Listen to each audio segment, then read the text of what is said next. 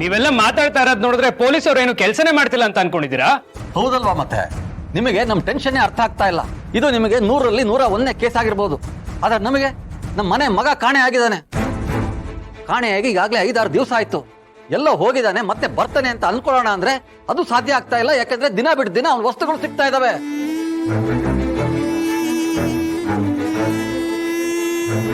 ಖಂಡಿತವಾಗ್ಲೂ ಅವನಿಗೇನೋ ತೊಂದರೆ ಆಗಿದೆ. ಇಷ್ಟೆಲ್ಲ ಆದ್ಮೇಲೂ ನೀವು ಇದು ಕಿಡ್ನಾಪ್ ಅಲ್ವೇ ಅಲ್ಲ ಅನ್ನೋ ಹಾಗೆ ಮಾತಾಡ್ತಾ ಇದ್ದೀರಾ? ಎಸ್ ಇನ್ಸ್ಪೆಕ್ಟರ್, ಕಿಡ್ನಾಪ್ ಮಾಡಿರೋರು ಯಾವಾಗಲೂ ಹಣಕ್ಕೋಸ್ಕರನೇ ಕಿಡ್ನಾಪ್ ಮಾಡಿರಲ್ಲ ಅಂತ ನೀವೇ ಹೇಳಿದ್ರಿ. ಕಿಡ್ನಾಪರ್ಸಿಂದ ನಮಗೆ ಫೋನ್ ಕಾಲ್ಸ್ ಬರದೇ ಇರ್ಬೋದು, ಅಥವಾ ಅವ್ರು ದುಡ್ಡು ಕೇಳದೇ ಇರ್ಬೋದು. ಹಾಗಂತ ಅವ್ರಿಗೆ ಕಿಡ್ನಾಪ್ ಆಗಿಲ್ಲ ಅನ್ಕೊಳ್ಳೋದು ತಪ್ಪು. ಇದನ್ನ ನಾನೇ ಅವಾಗಲೇ ಹೇಳಿದ್ನಲ್ರಿ. ಏನ್ ಗೊತ್ತಾ, ಕಿಡ್ನಾಪರ್ಸು ಈಗ ದುಡ್ಡು ನಿಮಗೆ ಫೋನ್ ಮಾಡ್ತಿಲ್ಲ ಅಂದ್ರೆ ಇದ್ಯಾವುದೋ ಪರ್ಸನಲ್ ಗ್ರಜ್ಜಿಗೆ ಕಿಡ್ನಾಪ್ ಆಗಿದೆ ಅಂತ ನನ್ಗೆ ಅನ್ನಿಸ್ತಾ ಇದೆ. ಏನ್ ನಿಮ್ ಮಾತಿನ ಅರ್ಥ ಇನ್ಸ್ಪೆಕ್ಟರ್? ಯಾರೋ ಗೊತ್ತಿರೋರ ಶೌರ್ಯನ ಕಿಡ್ನಾಪ್ ಮಾಡಿದ್ದಾರೆ ಅಂತ ಅಂತಿದ್ದೀರಾ? ಅಲ್ಲಪ್ಪ, ಗೊತ್ತಿರೋರು ಯಾಕೆ ಈ ತರ ಕೆಲಸ ಮಾಡ್ತಾರೆ ಹೇಳಿ? ಅವ್ರಿಗೆ ಇದರಿಂದ ಏನ್ ಲಾಭ?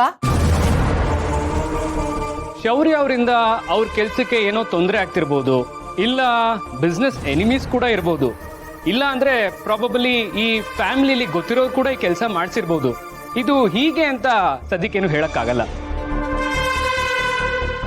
ನನ್ನ ಮಗನಿಗೆ ಆ ಥರದ ವೈರಿಗಳು ಯಾರಿರೋದಕ್ಕೆ ಸಾಧ್ಯ? ನನಗೆ ಗೊತ್ತಿರೋ ಹಾಗೆ ಶೌರ್ಯಗೆ ಯಾವುದೇ ರೀತಿ ಎನಿಮೀಸ್ ಇಲ್ಲ. ಅದೇ ಅದು ಯಾರು ಅಂತ ನಾವು ತಿಳ್ಕೋಬೇಕು. ಆ ತಿಳ್ಕೊಳಕ್ಕೆ ನೀವು ಕೂಡ ಕೋಆಪರೇಟ್ ಮಾಡಲೇಬೇಕು. ಆಗ ಮಾತ್ರ ಶೌರ್ಯ ಅವ್ರನ್ನ ಸೇಫ್ ಆಗಿ ಮನೆ ಕರ್ಕೊಂಬರಕ್ ಸಾಧ್ಯ. ಅಲ್ಲ ರೀ, ಕಿಡ್ನಾಪರ್ಸ್ನ ಹುಡುಕಿ ಅಂದ್ರೆ ನಮ್ ಕಡೆನೆ ಬೆರಳು ಮಾಡಿ ತೋರಿಸಿ ನಮ್ದೇ ತಪ್ಪು ಅಂತ ಹೇಳ್ತೀರಾ?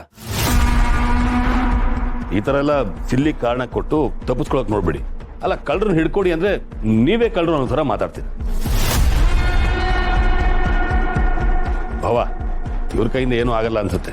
ಸುಮ್ಮನೆ ಇವರು ಅಂತ ಹೇಳ್ತಿದಾರೆ ಅಷ್ಟೇ. ನೋಡಿ ಸರ್, ನಾನಿಲ್ಲಿ ನಿಮ್ ಜೊತೆ ಜಗಳ ಆಡಕ್ಕಾಗ್ಲಿ ಅಥವಾ ನಿಮ್ ಮೇಲೆ ಬ್ಲೇಮ್ ಮಾಡಕ್ಕಾಗ್ಲಿ ನಾನು ಇಲ್ಲಿ ಬಂದಿಲ್ಲ.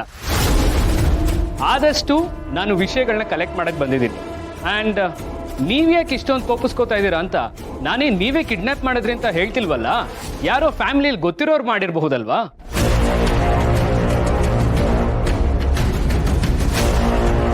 ನೋಡಿ ಇನ್ಸ್ಪೆಕ್ಟ್ರೆ, ನಮಗೆ ಅದೆಲ್ಲ ಗೊತ್ತಿಲ್ಲ. ನೀವು ಏನು ಮಾಡ್ತೀರೋ ಏನೋ, ಒಟ್ಟಿನಲ್ಲಿ ನನ್ನ ಮೊಮ್ಮಗ ನಮ್ಮ ಮನೆಗೆ ಸೇಫ್ ಆಗಿ ಬರಬೇಕು. ಹೇಳಿ, ಬೇಕು ಅಂತಂದ್ರೆ ನಿಮ್ಮ ಹೈಯರ್ ಅಫಿಷಿಯಲ್ಸ್ ಹತ್ರ ನಾನೇ ಫೋನಲ್ಲಿ ಮಾತಾಡ್ತೀನಿ.